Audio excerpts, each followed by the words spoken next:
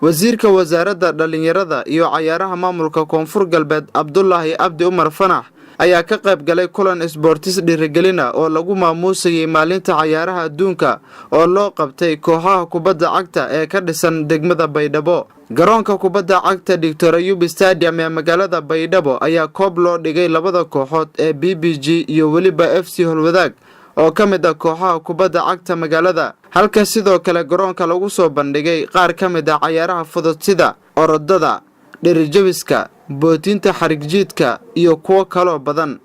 qaar ka mid ah ciyaartoyda ka qayb qaadatay tartanka habmaamuuska maalinta cayaaraha adduunka oo kaalimaha galay ayaa lagu doonsiiyay abaalmarino dhiirigelina oo ay ugu talagashay wasaaradda isboortiska Koonfur Galbeed. halka sidoo kale kooxda BBG ay ku guuleysatay koobkii lagu maamuusay maalinta cayaaraha adduunka oo ay ku muteysatay cayaar 3-2 ay ugu badisay kooxda FC Holwadaag. Axmed Dollar oo ah gudoomiyaha xiriirka kubadda cagta degmada Baydhabo ayaa wasaaradda uga mahadnaqay xuska maalinkani isagoona sheegay inay aad ugu faraxsan yihiin. ilaahay mahadle geeka maantaan gabagabaabay koobkii oo maalinta xuska ciyaaraha adduunka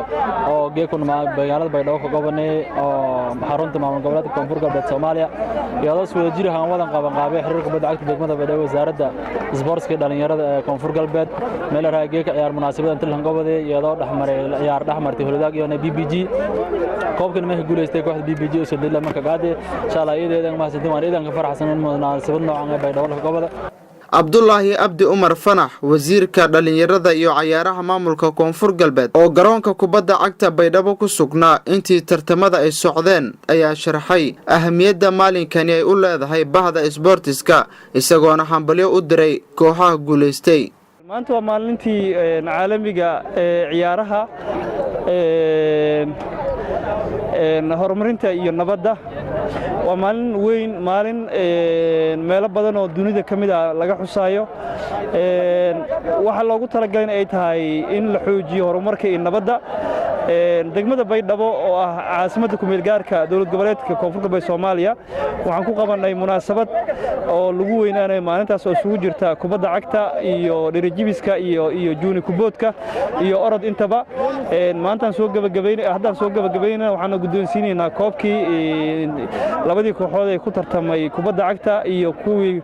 kaalimaha kala galay orodada iyo tartankii juuniga iyo dhirijibiska intaba